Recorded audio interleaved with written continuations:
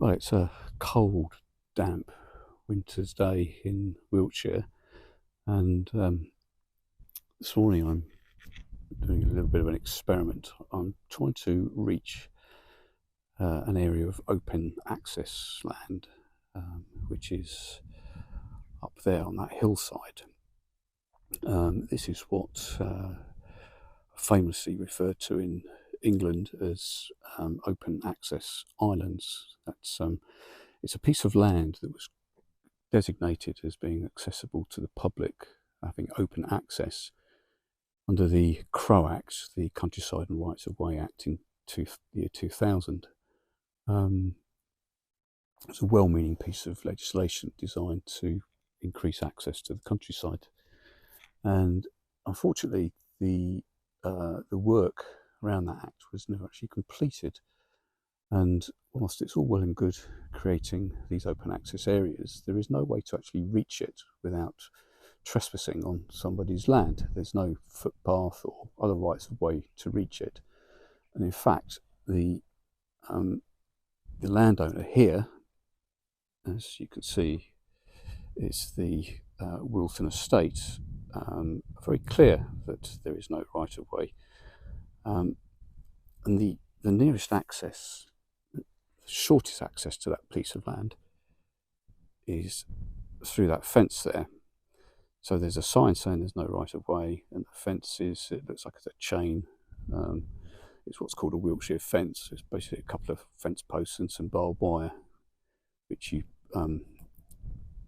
sort of disconnect one end and open it up, and it gives access to tractors and things. So I'm not going to go up there. What I'm actually going to do is walk up this farm track, which isn't right of way, but it is a track that gives access to that hillside. Funny enough, as I've been standing here and as I was about to start filming, a farm worker came past in his tractor and tooted his horn, gave me a little wave and carried on his way. And whilst I was fiddling about with my phone and my maps, about 10 minutes later he came back and just looked over and waved as I was walking up and down this bit of track. So, okay, he's just a farm worker. He's not the manager of the estate, the Wilton Estate, big owners around here. So he probably doesn't want to get involved in throwing people off a farm track, but didn't bat an eyelid. And funnily enough, beyond this hillside, at the top of the hill, there's a piece of land which has been ploughed, and there's another open access area the other side of that, beyond that, which is quite close here. And again, I can't see any way to reach it other than walking around the field edge, around the boundary, which I don't want to walk on a farmer's field. Of course I don't want to damage crops, or presumably it's been sown with seeds, and I don't want to be trampling around that. So it's a ridiculous situation. It's not good for landowners.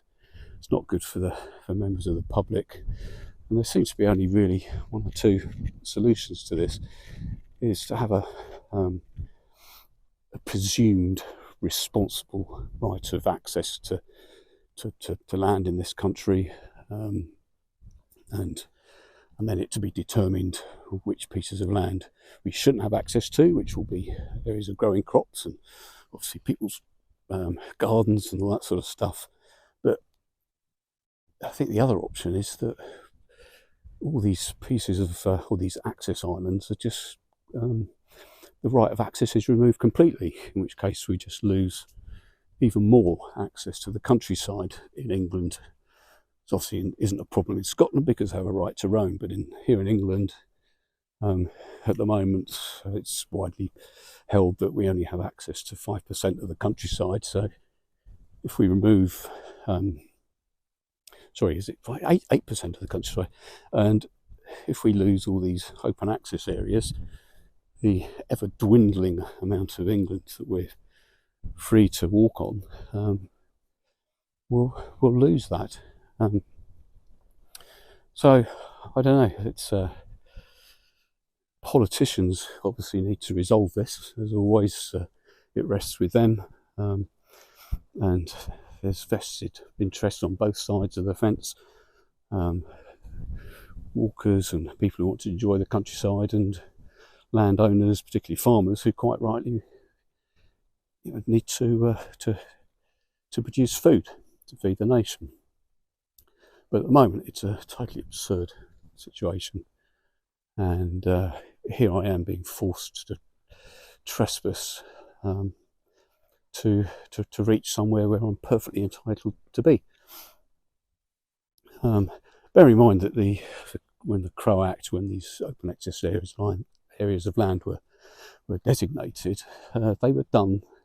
That was done with the agreement of landowners. So landowners had to give their consent to giving public access to these pieces of land.